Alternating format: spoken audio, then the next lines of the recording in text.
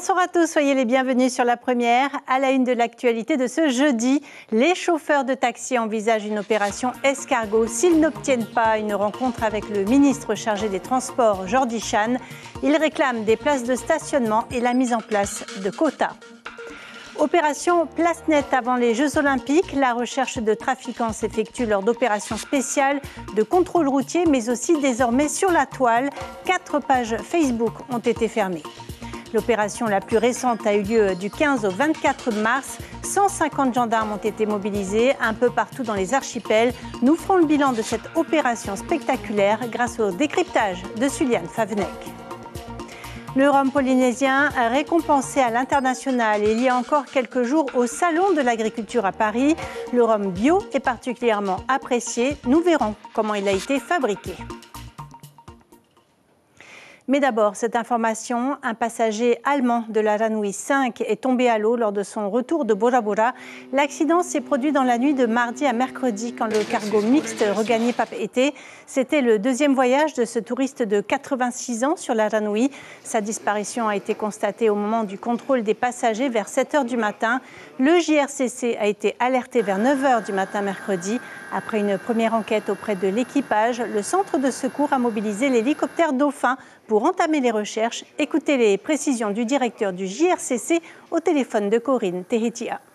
L'équipage avait fouillé l'ensemble du navire pour être certain qu'il n'était pas à bord, et quand ils ont acquis la certitude qu'il n'était pas à bord, ils ont pris contact avec le JRCC, et l'information qu'ils nous ont transmise, c'était que cette personne, la dernière fois qu'elle avait été vue, c'était à 21 h la veille, et à 21 h la veille, le navire se trouvait au nord de Tara. Et on a eu une information complémentaire d'un membre d'équipage qui a reporté avoir vu le touriste allemand à 4 h 30 du matin. À 4 h 30 du matin, la Ranui 5 se trouvait au nord de Moorea, sur un espace du coup entre le nord de Moorea et le port de Papeete beaucoup plus resserré. Et à ce moment-là, on a immédiatement mis en œuvre le Dauphin interadministration pour rechercher cette personne et se donner en fin de compte tous les moyens de le retrouver principalement vivant, et à défaut si on voyait un corps en surface. Les chauffeurs de taxi réclament plus de places de stationnement pour leurs véhicules, notamment à Taravao et à Te Ahupu'o, mais aussi en ville, car ils sont de plus en plus nombreux. Il existe aujourd'hui près de 180 taxis sur Tahiti. Ils demandent d'ailleurs l'instauration de quotas et menacent de mener une opération escargot s'ils n'obtiennent pas un rendez-vous avec leur ministre de tutelle, Jordi Chan. Nicolas Suir et Patrick Tinsing. Les chauffeurs de taxi sont mécontents. Ils estiment que les clients sont moins nombreux en ce moment. Peut-être la faute aux 50 licences de taxi en plus attribuées en 2022. Aujourd'hui, ils sont 180 à Tahiti. Ils demandent la mise en place d'un quota entre 200 et 220. Là, il y a une baisse de la clientèle à partir de cette année. Là, je confirme, depuis le début de l'année jusqu'à actuellement, on nous avait promis plusieurs paquebots et on ne les voit pas venir. Là.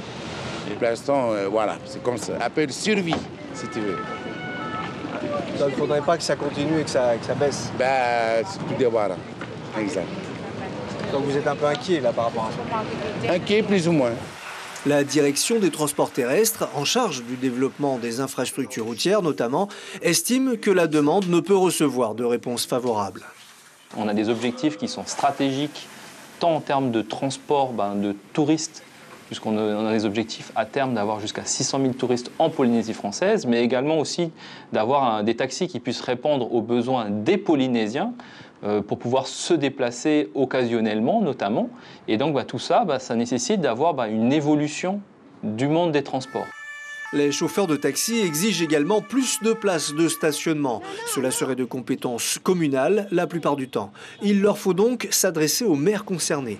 Reste à savoir s'ils mettront leur menace à exécution, c'est-à-dire lancer une opération escargot s'ils ne sont pas reçus par leur ministre de tutelle dans les semaines qui arrivent.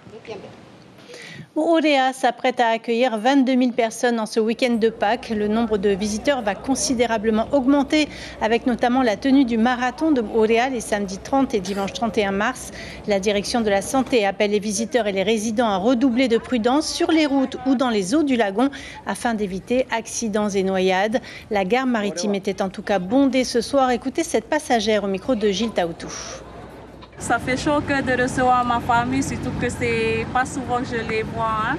Voilà. C'est très rare, ils viennent de Tombouctou, ils viennent de Catou. À leur arrivée de Catou, ils étaient plus chez ma soeur à la presqu'île. Voilà, c'est exceptionnel qu'ils sont là ici et ça me fait chaud au cœur de les recevoir. Au programme des 4 jours, il va y avoir quoi? Pêche, sortie plage? Un peu de tout, c'est exceptionnel. Sachez que depuis hier, des méduses ont été signalées à Moorea, notamment du côté de Vaiare. La commune de Moorea-Maïor recommande la prudence. PlaceNet, c'est le nom de l'opération lancée par l'État en vue des Jeux Olympiques. Des actions préparées depuis de longs mois sur le terrain, mais aussi en ligne. La consigne des autorités est claire. Il faut harceler les auteurs de trafic de stupéfiants dans la rue, mais aussi sur la toile. Charlotte Mestre et Mirko Vanfo. 15 personnes arrêtées, 169 pieds de cannabis détruits, 246 grammes d'herbe saisis, 4 pages Facebook fermées représentant 1500 clients potentiels. Pour arriver à ce bilan, les agents impliqués dans le volet cyber de l'opération PlaceNet contre les stupéfiants ont dû arpenter la toile plusieurs semaines avant et surtout s'adapter aux nouveaux usages. On voit bien que les lieux d'échange se déplacent de la rue à Internet. Pourquoi ? Parce que les contrôles de voie publique se sont significativement renforcés. Et donc, il faut qu'on arrive à cumuler les deux approches et à frapper à la fois sur le deal de rue et sur le deal sur Internet. Pour rendre cela possible, les moyens de la gendarmerie ont été renforcés. Une antenne polynésienne de l'unité nationale cyber a été créée en début d'année. Elle accueillera à terme 2 enquêteurs dédiés et une quarantaine d'officiers ont été formés pour les épauler si besoin. L'idée est de ne laisser aucune voie libre au trafic. De la même manière que nous sommes dans une stratégie de harcèlement des trafiquants de rue, les trafiquants sur Internet seront harcelés de la même manière et à chaque fois recherchés et poursuivis dès qu'ils sont identifiés. Avec près d'un Polynésien sur 2 de plus de 15 ans qui consomme régulièrement du cannabis, la tâche des forces de l'ordre est considérable. À cela s'ajoute le trafic d'ice, toujours en progression au Fénois. L'opération la plus récente, c'était du 15 au 24 mars. 150 gendarmes ont été mobilisés un peu partout dans les archipels pour lutter contre la délinquance routière et les trafics de stupéfiants. Bonsoir Suliane Favenec. Quel est le bilan de cette opération d'envergure ? Bonsoir Cybèle, bonsoir à tous. Alors il y a eu d'abord beaucoup de contrôles routiers effectués principalement dans les îles de l'archipel de la Société. Alors combien exactement ? 823 véhicules ont été arrêtés, 226 dépistages ont été effectués et sur ces dépistages, il y a plus de la moitié, 134 infractions aux stupéfiants qui ont été relevées, Cybèle. Les stupéfiants, justement, Suliane, c'était la priorité de cette opération. Oui, c'est effectivement l'objectif numéro 1 de cette opération. Alors, il y a le trafic de cannabis et d'ice. Sur le trafic de cannabis, plusieurs opérations ont été menées, principalement dans l'archipel des Marquises, archipel de la Société et archipel des Australes. Alors, qu'est-ce que ça a donné ? Ça a donné la destruction de plus de 5300 plants de cannabis. Cela a donné également la saisie de plus de 2,8 kg de cannabis.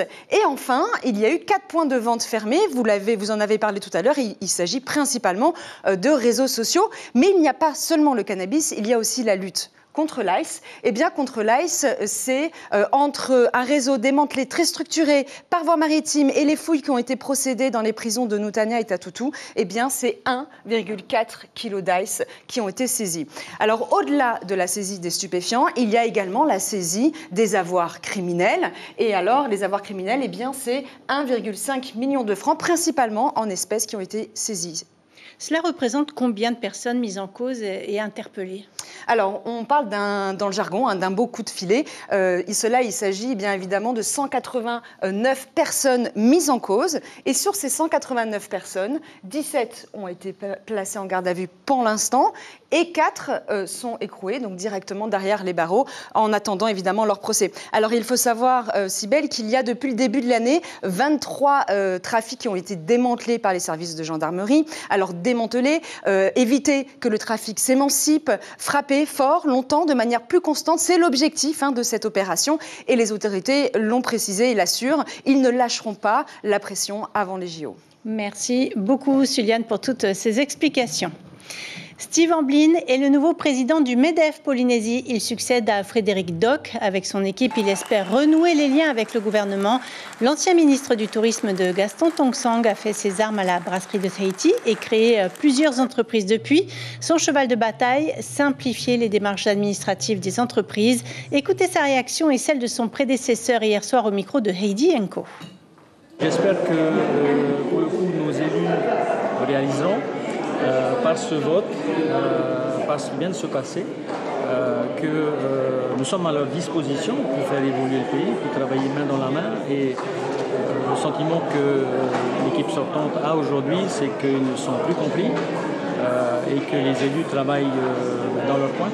Donc voilà, j'espère pouvoir être accueilli très prochainement par les instances gouvernementales et reconnecter les liens du privé et du public. Il faut retenir quand même de nombreuses actions qu'on a menées et de nombreuses victoires.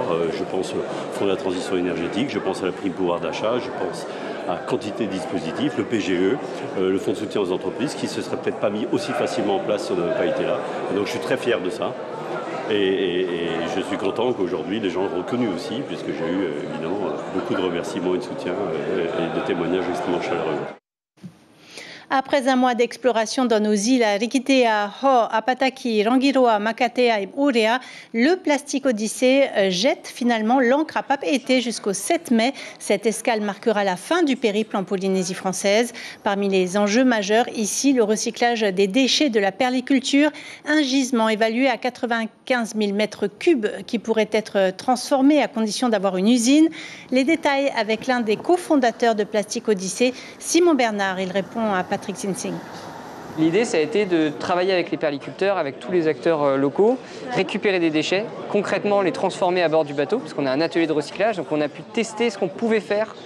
Et on a fabriqué un banc. On a fabriqué le premier banc à partir de déchets de la perliculture. C'est vraiment un exemple pour montrer ce qui est possible. On peut faire des planches. L'idée à terme, ce serait peut-être de fabriquer même les fermes perlicoles à partir des déchets qui sont aujourd'hui laissés de côté. Donc c'est vraiment un démonstrateur, un laboratoire qui montre les possibilités. Mais l'idée derrière, c'est qu'il puisse y avoir une usine, soit à Tahiti, soit qui tourne dans les Tuamotu et ailleurs pour recycler ces déchets-là. Le rhum polynésien de plus en plus apprécié dans le monde. L'entreprise que nous avons suivie a vu 3 de ses bouteilles récompensées lors d'un concours international de spiritueux. Grand succès aussi au Salon de l'Agriculture à Paris. Sa canne à sucre bio est produite à la Presqu'île, aux Marquises ou encore aux îles sous le vent. Raihei Nadjarian et Heidi Enko ont suivi les étapes de sa fabrication à Paea. Les coups de machette s'enchaînent pour récolter ces tiges de canne à sucre certifiées bio. Ici, pas d'engrais chimiques, le terroir utilisé est naturel. Notre avantage finalement là-dessus, ça a été de commencer dès le départ à faire du rhum bio, avec notre plantation dès le départ en bio. Ça a été une démarche qui a été très compliquée parce que c'était nouveau, il n'y avait personne qui l'avait fait avant. Donc il a fallu tout construire d'un point de vue agronomique pour pouvoir créer un schéma, un système de plantation qui soit fonctionnel en agriculture biologique. Après la récolte, place au broyage. Cette étape est essentielle pour obtenir un pur jus de canne à sucre. Lorsque le jus est obtenu, il est ensuite fermenté dans une cuve. On va utiliser une fermentation qu'on dit lente, c'est-à-dire qu'on va fermenter nos jus de canne à sucre pendant plus de 5 jours, à 5 jours environ. Et ça va permettre de produire des arômes qui se différencient, qui sont très spécifiques. Il faut savoir que la fermentation, c'est vraiment l'étape clé pour la création des arômes. Donc on va utiliser les spécificités aromatiques de la canne à sucre fraîche et on va les transformer lors de la fermentation. Parmi les autres étapes de la fabrication, il y a l'assemblage qui consiste à goûter et à sentir les différents rhums obtenus pour ensuite les assembler dans un fût. C'est le moyen pour obtenir un type de rhum bien spécifique. Quand on a fini l'assemblage, on va soit faire un rhum blanc directement, ou soit on va envoyer en élevage sous bois. Donc c'est-à-dire qu'on va prendre le rhum, on va le mettre en fût pendant 1 an, 3 ans, 4 ans, 5 ans, 6 ans pour faire différents types de rhum vieillis. Et là, le choix du fût est très important parce qu'il va du coup orienter la qualité du rhum. Une chose est sûre, il faut patienter plus d'1 an avant la mise en bouteille. Même si ce produit a été récompensé à l'international, n'oubliez pas que l'abus d'alcool est dangereux pour la santé. Le Tahiti Nui est arrivé à Manihio Tuamotu où se déroulera la compétition annuelle Te Aito Manihi 2024. À son bord, des rameurs, des pirogues ainsi que des habitants et des étudiants originaires de l'atoll qui ont profité de ce déplacement pour rentrer chez eux. Écoutez la réaction d'une résidente et du coach de la team OPT Junior au micro de Heimana Mataoa. Au total, ils étaient au moins 100. Un événement qui a lieu tous les ans sur Mani. Le Te Aito Mani de cette année 2024 va débuter demain par un concours de pêche. Ensuite, vendredi, par la course de V1 et la course de V6 qui aura lieu samedi. Donc vous êtes là pour avoir la première place? Ouais. Ok. Ouais, pour avoir la première place, c'est pour que l'entreprise et le groupe soient contents avec nos jeunes. Quoi. Mais là, je trouve magnifique la thé ici à Mani. Merci à eux. Retour à Tahiti avec cette petite surprise pour terminer. Si vous avez suivi le VA il y a quelques minutes, Carmen Doum a été couronnée non sans émotion. C'est un jour spécial pour notre collègue mais aussi pour nous car c'est son dernier jour. Carmen prend sa retraite après une belle carrière qui a commencé il y a 42 ans. Elle a été la première femme à travailler à RFO. Voici un extrait de l'émission Heiva To'u Whenua qu'elle co-présentait avec Brigitte Olivier. C'était en 2002 à Bora Bora. Carmen, on continue avec quoi ce soir? On continue avec du OTA. Quel groupe? Alors, il s'agit du groupe Amanahuni. Et la particularité de ce groupe, c'est un petit groupe composé de 20 femmes. Et le thème, c'est l'histoire du maïré, qui est une plante, une fougère délicate, odorante. Et lorsque la rosée tombe, elle embaume les vallées et elle pousse également dans les recoins les plus éloignés des vallées. Voilà, c'est un très joli thème. On va vous laisser avec ce groupe ce soir, donc pour cette première soirée de chant et danse traditionnelle à Bora Bora. Et on vous retrouve demain soir pour une nouvelle page spéciale. Bonsoir Carmen, on tenait à ce que tu sois là pour nous dire quelques mots avant de partir. Tu as fait tes armes en radio en 1982 avant de devenir journaliste puis responsable d'édition. Que ressens-tu aujourd'hui après toutes ces années de carrière? Déjà ce soir, j'ai le cœur qui bat fort parce que je ne m'attendais pas du tout à cette grosse et bonne et gentille surprise que la société m'a accordée par le biais de notre rédactrice en chef qui est aujourd'hui DI. Écoute, j'ai eu une carrière très enrichissante, de par la gentillesse des gens qui m'ont toujours bien accueilli, que ce soit ici ou dans les îles, en tant que reporter à l'époque. Il y a des souvenirs qui te reviennent ce soir? J'ai beaucoup de souvenirs que j'aurais pas le temps de décrire. Allez, au moins un. Il y a aussi un souvenir qui m'a énormément touchée, c'est quand le pan d'une montagne s'est effondré à Ta'a sur une maison et que 2 enfants ont été ensevelis avec leur père et nous sommes allés sur les lieux avec le haut-commissaire de l'époque, celui qui parlait le tahitien. Il n'y en avait qu'un d'ailleurs. Et on est rentrés, c'était l'heure du VA et il fallait venir directement décrire ce qui s'est passé. Là, ça a été vraiment de grosses larmes. Difficile en termes d'émotion. Très difficile. Et pendant 1 mois, je n'ai pas pu fermer l'œil de la nuit. Mais en même temps, c'est un métier intéressant, où il y a de la joie, où il y a de la peur, c'est un métier où on a beaucoup d'émotions, on vit beaucoup d'émotions. Carmen, tu forces l'admiration car tu as toujours été très sportive. Tu as été championne de planche à voile, de bodybuilding, tu as fait de la danse tahitienne. C'est le secret pour rester en forme? Bien sûr, c'est le secret. Il faut tout le temps faire du sport. Et puis en même temps, ça dégage ça te dégage la tête pour pouvoir mieux travailler lorsque tu reviens parmi tes collègues de travail. Tu as pris la présidence d'une association qui prend en charge des personnes handicapées. Est-ce que tu as un message à faire passer à ce sujet ce soir? En fait, c'est une association d'enfants autistes, mais la majorité de ces enfants ne parlent pas du tout.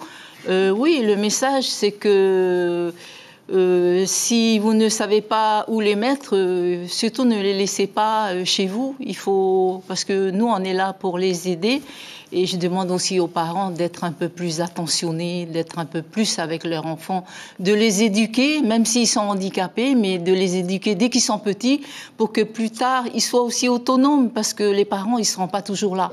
Et de ne pas les refiler à leur grande sœur pour se dire « Ah ben la grande sœur, elle est là pour s'en occuper ». Non, ce n'est pas le rôle de la grande sœur, c'est le rôle des parents. Se responsabiliser. Exactement. Quelle va être ta vie maintenant pour terminer?